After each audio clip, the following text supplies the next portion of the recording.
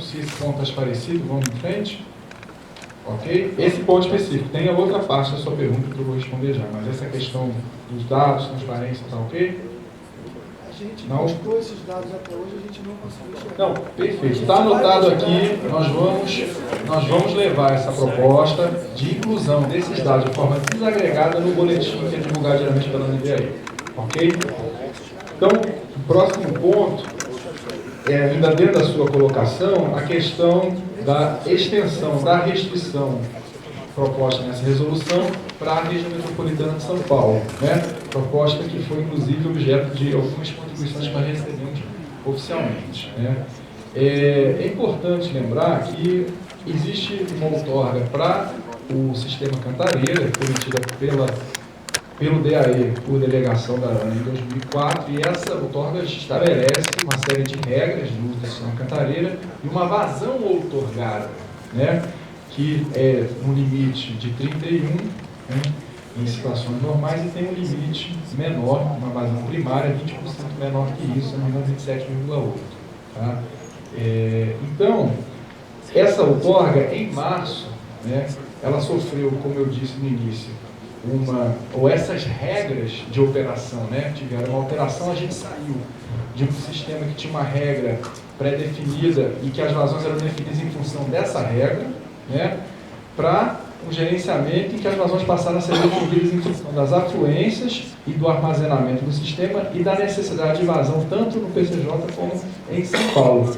E em função disso, de março até hoje, já houve reduções progressivas nas vazões utilizadas pela Sabesp, mesmo não havendo nenhuma regra de restrição de uso. Nós estamos em outubro, nós estamos em novembro, dia 18 de novembro, discutindo a implementação de uma regra de restrição de uso, né? No entanto, já houve restrição de uso, né, na captação da vazão do túnel 5 para a Sabesp desde março, baixando de um valor de 31, que é a vazão outorgada, não necessariamente era que era praticada na maior parte do tempo, mas era que estava na outorga, a nossa regra é baseada na outorga, até uma vazão, de acordo com a última autorização, de um comunicado de 19,7, e atualmente está sendo praticada uma vazão da ordem de 18,5, se você for olhar os boletins, né, mais recentes. Na média, até menor do que isso, né? Então, se você for comparar a vazão hoje, que está sendo praticada, com o limite máximo da outorga de 31,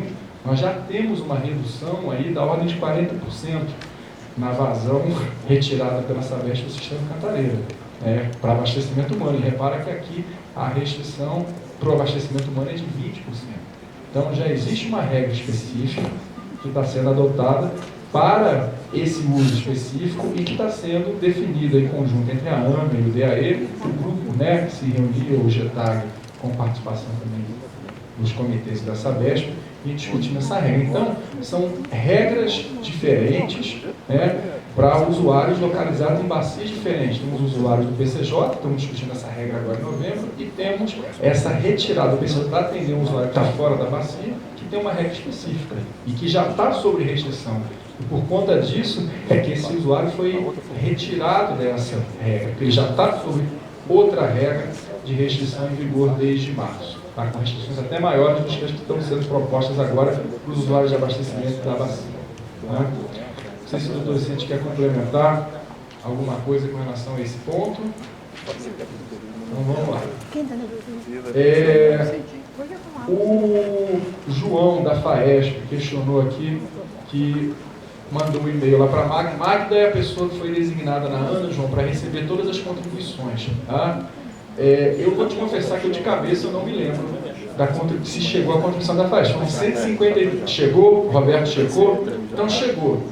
Ela foi recebida e foi considerada. Então, o primeiro ponto da sua questão de que não recebeu uma resposta, nós não encaminhamos a resposta para todos que enviaram contribuições confirmando que foi recebido, mas nós recebemos a sua contribuição, tá? Foi recebida, e se foi recebida, ela foi considerada na nossa avaliação. Tá? Agora, a questão que você colocou da outorga aqui em São Paulo ser anual, um valor anual, né, e que o uso efetivo está em torno de 15% desse valor total anual, do uso insignificante de São Paulo ser menor que em Minas, né, eu pediria aqui uma ajuda aos colegas do DAE, né, porque é um critério de outorga aqui do Estado de São Paulo, talvez a Leila ou o Moretti possam explicar para o João essa questão da outorga para irrigação, né, ser anual e o uso efetivo representar um percentual dele, e do uso insignificante ser menor que em Minas. Não sei se Moretti ou Leila, se vocês podiam me dar uma ajuda aqui para explicar. Olá. Primeiro, ela não é uma outorga anual. A outorga que é dada para o setor de irrigação, ela é igual a todas as outras. Ela é dada por um valor diário, horas, dias, dia, mês, ano. Inclusive, é levada em conta os meses em que é feita a irrigação. Ela não é para o ano inteiro, né? Essa é uma questão. A outra questão é em relação ao uso insignificante, que realmente ele é baixo, é 5 metros cúbicos dia, mas não dá para comparar a disponibilidade hídrica das bacias na maior parte do estado de São Paulo com as de Minas Gerais. Eu vim agora no caminho de São Paulo para cá, lendo com o Francisco no carro o relatório de situação que vai ser apresentado na próxima reunião do Conselho Estadual de Recursos Hídricos, que vocês todos já devem até ter recebido esse material. Nós temos realmente, além de 4 UBRs em estado de criticidade, que é o Piracicaba, Alto Tietê, Médio Sorocaba, e está entrando agora o Tietê, Jacaré, de forma macro, várias e inúmeras e centenas de subbacias que estão em UBRs que não são críticas na totalidade, mas que têm problemas de criticidade. Então, não dá para comparar a situação de disponibilidade hídrica de São Paulo com Minas Gerais. Com certeza, Minas deve ter algum problema localizado, mas no estado de São Paulo nós temos bastante subbacias com problema de criticidade. Daí o nosso valor ser bem abaixo. Por quê? Porque a somatória dos usos insignificantes costuma ser bastante significativa. É tanto que a própria portaria do DAE, que estabeleceu esse valor, ela tem um artigo que diz: isso só se aplica onde não tem uma subbacia ou bacia ou trecho de rio declarado crítico. E mais, aquele usuário que hoje é considerado insignificante, se em algum instante a bacia vier a se tornar crítica, ele deixa de ser isento de outorga. Ele passa a ser um usuário outorgado e com outro controle. Então, não dá.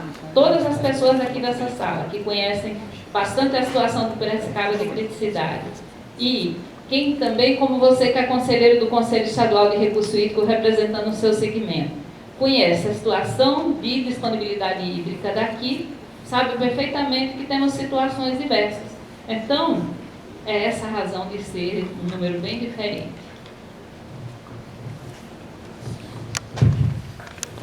Ok. João? Ok? Respondido a sua pergunta?